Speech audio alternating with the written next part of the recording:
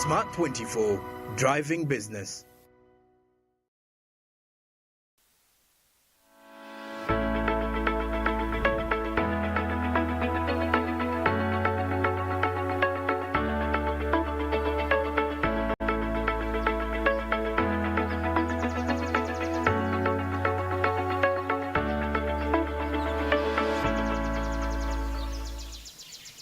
A very good morning, exactly 12 minutes past 7. This is Smart Means Business. I'm Andrew Barija, your host, and very delighted to join you as we be a part of this edition of Smart Means Business of the 15th of October, that is 2022. And today we have a very amazing aspect of discussion, and it's going to be largely on the impact of financial technology, most especially when it comes to the developing economies. But of course, still in that, there is quite a number of concepts that we shall need to get to understand, and we shall be, of course, delving to review the fintech solutions that are very applicable. Here we shall be seeing how this is fueling Uganda's entrepreneurial spirit. Of course, recently there has been concerns, most especially for the innovators within the innovation sector, and largely followed the conference that transpired that was around 6th of this very month, about last week, a week ago but one, we had a financial services conference where part of the key discussions were in line with most of the finances for fintech-based companies are largely spent on compliancy.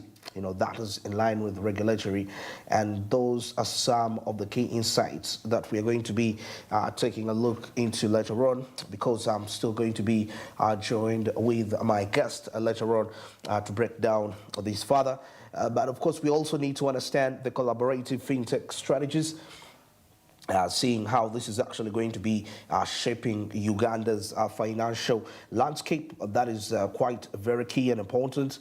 And into our business insight, we shall be, of course, delving onto how this particular sector, that is the fintech sector, has actually been helpful to this country. Of course, we shall be observing this in various angles, taking a look at what are the benefits to the businesses, because we are talking about bot-to-bot transactions, part of the new developments that we are talking about when we are saying that Uganda is actually advancing on the digital journey. Very important aspects in there. And in our Caribbean, East Africa and international updates, we have something coming in from Kenya, and this is a great partnership with Italy, where they are going to actually they are reviving a space center. And according to some of the analysts, this is Rome's geopolitical this is part of Rome's geopolitical interest, most especially when it comes to conquest of the African continent. And the Bank of Tanzania definitely had a review where the financial inclusion level now stands at about 78%. Yes, 78% in the country of Tanzania. That is some very good news coming out from there. And from the international updates, China is definitely into these. As we take a look at China has actually decided to shift. You know, China looks at making EVs in Europe. It's actually there is a particular manufacturing plant that is shifting its operations domestically. Now it's heading towards Europe, and part of the key reasons why this is happening has largely been attributed to the tariffs which EU has actually been imposing on Chinese electric vehicles. So they have decided to manufacture them from within Europe. So how is this going to really be applicable? And still China is making headlines as we take a look at the economic turmoil that is into this country, as economists definitely are wanting more action to defeat the deflation. Remember, China started off this particular year with a little bit of deflation, a deterioration, and this has largely affected its key drivers of economic growth. Most especially, this is now we are talking about the real estate sector in China hasn't actually been performing to its best. So And the economists are definitely wanting more action to defeat this situation. Well, more of those reports are going to be coming up shortly later on into our later hours as we have these discussions. But at this point in time, allow me, we take a look at what's making headlines, that is within the local press.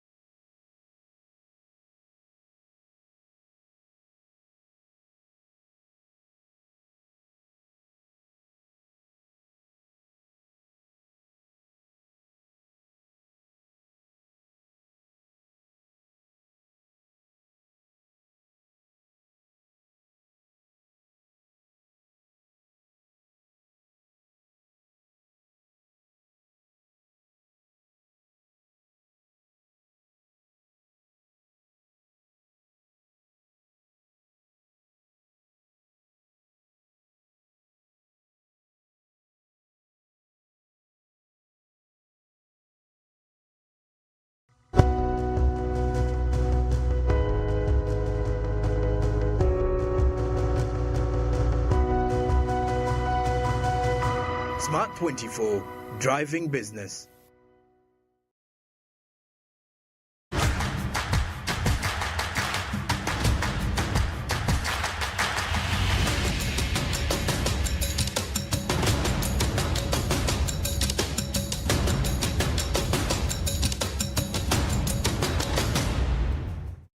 The AFCFTA, the African Continental Free Trade Area, is a free trade area that comprises 46 countries who have deposited their instruments of ratification. The most recent countries are the Comore Islands and Mozambique. And I'm very happy that between these two countries, or with the addition of these two countries, we have 46 countries that have ratified the agreement establishing the AFCFTA. Only one country has not signed the agreement establishing the AFCFTA, and we are working with that country. With the countries who have not yet ratified, it's not because they have a political opposition to the AFCFTA or because they have a different view. They just have to go through the domestic process of consultations to enable the private sector, civil society, to better understand the AFCFTA so that the governments can ratify. We're building a market of 1.3 billion people with a combined GDP of 3.4 trillion United States dollars. By the year 2035, the AFCFTA market, the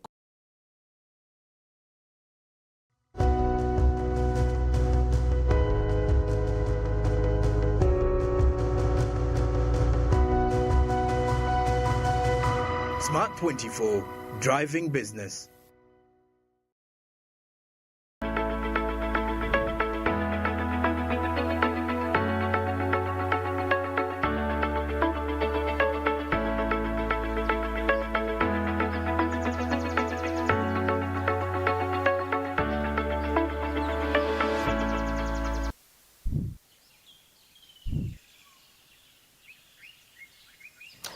Apologies on that technical glitch, but it's been really handled appropriately. Now, proceeding with the Daily Monitor, we into our press review. There is light at the end of the tunnel, according to what I'm observing, after several false starts of the standard gauge railway.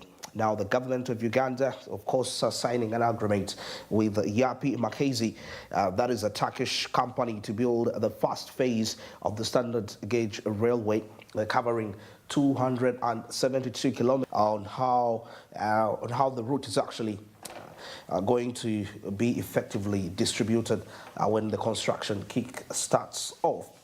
Now, heading deeper into here, we'll take a look at President Museveni, who allowed Meta for pioneering, that is the sugar industry. Now, President also congratulated the Meta Group of their resilience and determination and loyalty to Uganda. Of course, there are further details.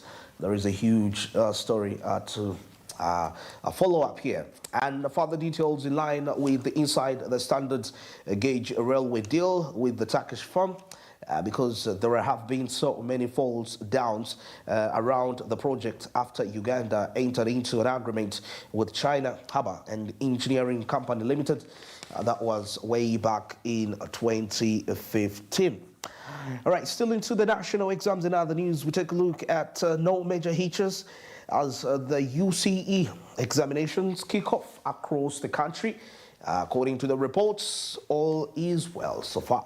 Vigilators have actually been asked to be strict on time management, and examination papers that will arrive at the collection center 30 minutes late will not be accepted without convincing reasons. Of course, those are part of the regulations that follow examinations. And now we take a look at 16 jailed National Unity Platform supporters make a U-turn plead guilty. That is in court. Supporters were arrested on the Bobby Wine's campaign trail that was in Kalangala district way back in December 2020. You remember that saga that happened? So 16 jailed NUP supporters are making a U-turn and they plead guilty in court. Now, fired Kampala City Council Authority boss is set to appear at the Criminal Investigation Department tomorrow. Wow, interesting here. Follow up. I know this is a part of the key aspects that you would love to have insight into, but it's happening. And the Daily Monitor has further details of that particular reporting. And now we'll take a look at Germany investors who have been urged to add value to Ugandan coffee. Of course, it's a big discussion. Let's see how they will be able to take on that advice appropriately. And of course, in other stories, Uganda gets 2 trillion shot in the arm of HIV and tuberculosis. Now, the funds will be used to cover 3 years up to December. That is 2020, as court dismisses application on the disputed 150 acres. Now, in 2022, then head of the Soroti High Court Circuit Justice Henry Peter, that is Adonio, ruled out that the land in question was rightfully owned by human rights defender. That is Moses Omiat, unknown into the Daily Monitor. But as we proceed along, we take a look at Ntungamo here, which starts on an initiative which has actually been called Wetlands Restoration. Now, restoration efforts which began on Thursday target the Roho Chabwato wetland. This is in Roho Town Council, covering the wards of Kirera. I see here they have mentioned Kitojo and Mushaba, all of which have been impacted severely by human activities happening in there. Quite a positive initiative. And IGG orders halt to construction on Cathedral Avenue. Well, that's what I have for you for the Daily Monitor. Briefly, time is not really our friend, but we have the New Vision here also. If we am to review, 10 trillion new railway deal has been already signed. Turkish firm is set to commence the standard gauge railway works in a space of 2 weeks, according to the reports that we are observing here. And USO to strengthen the partnership with China's Children's Center. See what that entails. And the farmers start their tour of the Netherlands. These farmers will definitely visit Colgie's Nutrition by head office. Head Nutrition BV. This is according to what the head office was actually portraying in the papers. Now, still in the UCE exams, as UCE exams kick off, UNEB warns against malpractices. Definitely, that's not something appropriate. And President Museveni settles Chaka land dispute. Here, grab yourself a copy to find out further details and insights that entail to that. And the State House Investors Protection Unit serves 184 billion Ugandan shillings worthy of investments. Yes, find out further still. I can see Nakalema here. She has something to say that was written in line with his savings. Now, National Unity Platform supporters confess to possessing bombs, and of course they plot to topple government. It's interesting how factual really is this. NUP supporters confess to possessing bombs and they plot to topple government. And okay, of course, the details are into the New Vision later on as you grab yourself a copy. Case, yes, something there to check out. And brother, of course, from September 1st to November 1st, 2023. This is according to what the reports clearly reveal. This is Katerega introduces children into his business.